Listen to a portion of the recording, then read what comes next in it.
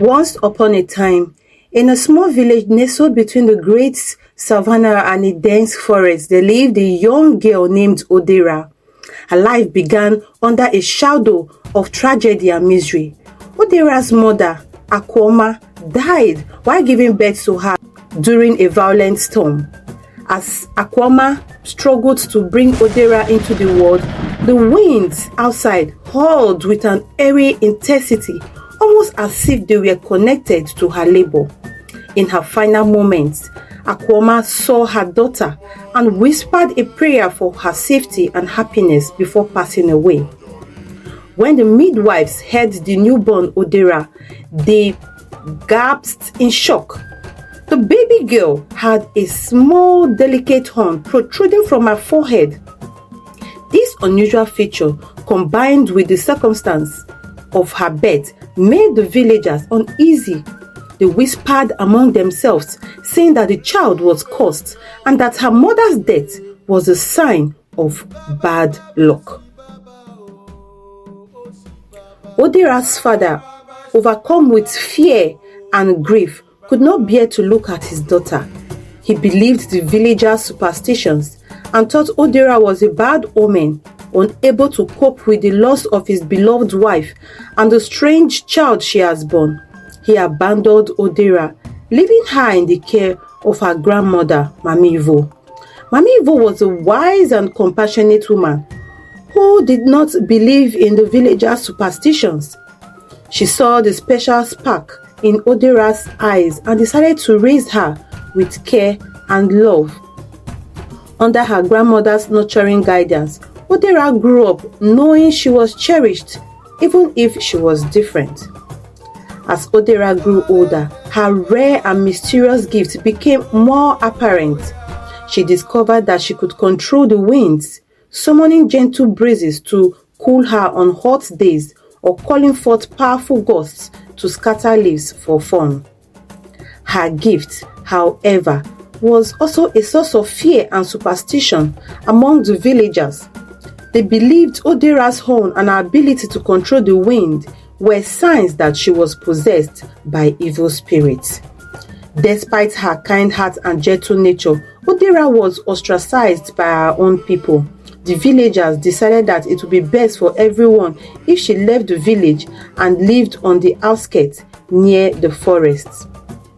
The final straw came when two girls, Odera's friends, fell ill after playing with her. One of the girls' mother, worried and distressed, reported Odera to the elders.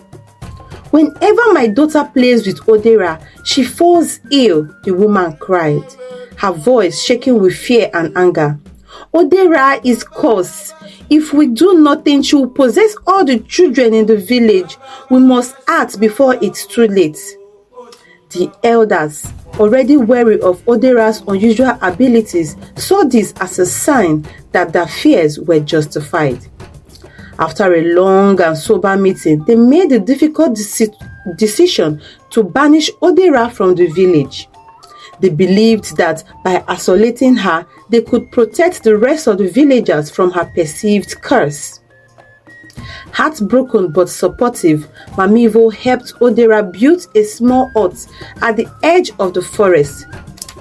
"You have a special gift, my child," she said, her voice warm and soothing.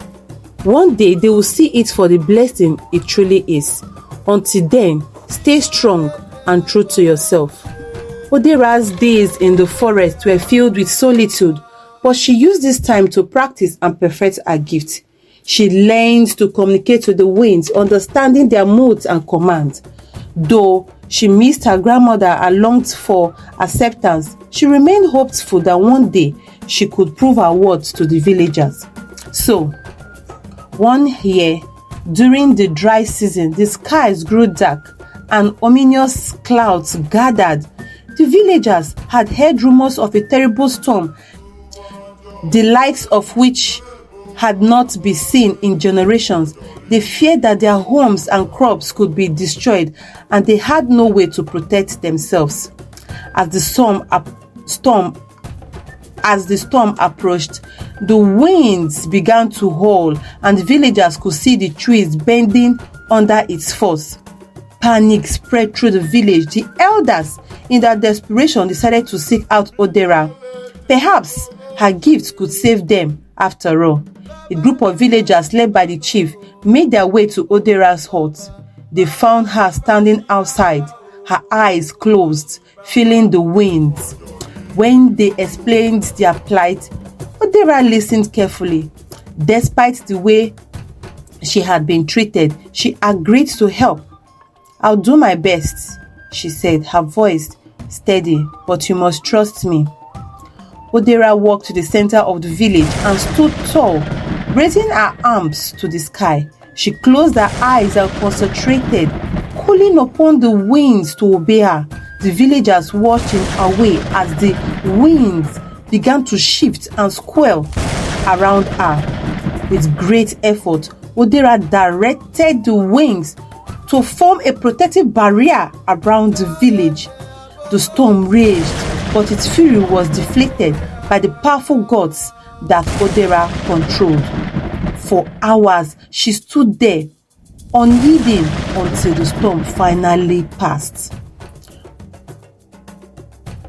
When it was over, the villagers emerged from their homes, amazed to find that not a single house was damaged and their crops were untouched. They realized that Odera's gift was not a curse after all, but a blessing. The chief approached Odera with tears in his eyes. "We were wrong to fear you," he said. "You have saved us all.